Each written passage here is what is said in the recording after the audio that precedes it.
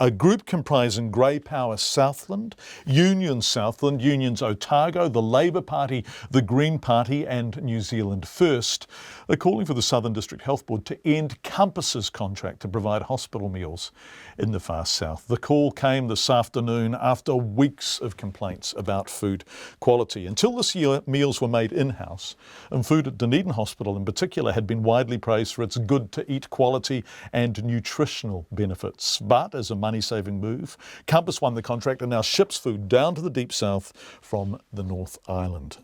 Described on a scale that's included terms such as revolting and disgusting, the food's been defended by Health Minister Jonathan Coleman, who even ate a meal himself in Dunedin Hospital. Critics said it wasn't the food, patients are being served.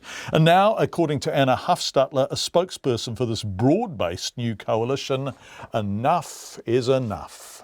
And we've formed this Real Meals Coalition, which is inclusive of Unions Southland, Unions Otago, Grey Power Southland, the Green Party, New Zealand First and also Labour. We set this up because all of us individually were getting complaints and concerns from our community members in regards to what's happening with the food and the standard of food that's being served, not only in the hospital but in the community to our elderly people. How bad is the food really? From all reports, it's pretty horrific. It's so horrific that it's being posted on social media on a daily basis.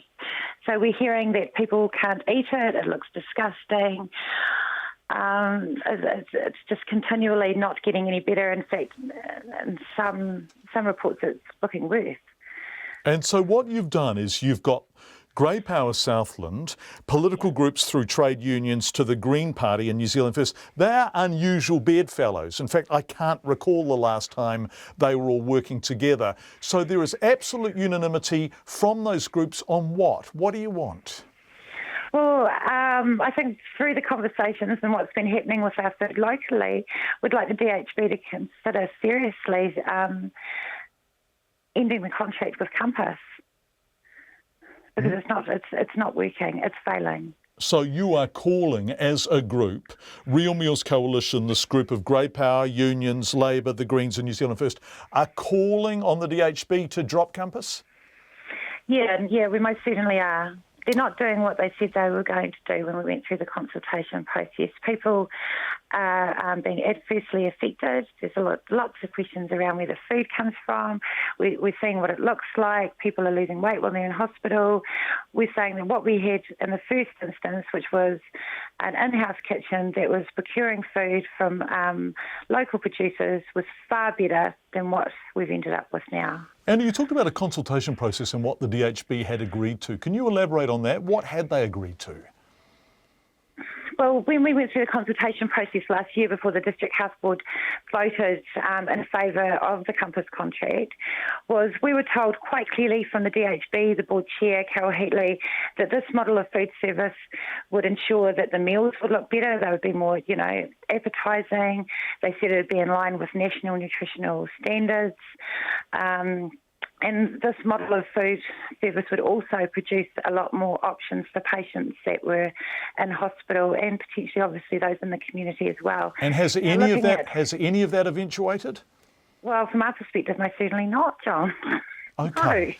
No. Okay. I guess one of the arguments that the DHB keeps advancing is, gosh, the health dollar is stretched tight. And whatever Compass is doing is cheaper than what was happening previously. Is that a valid point?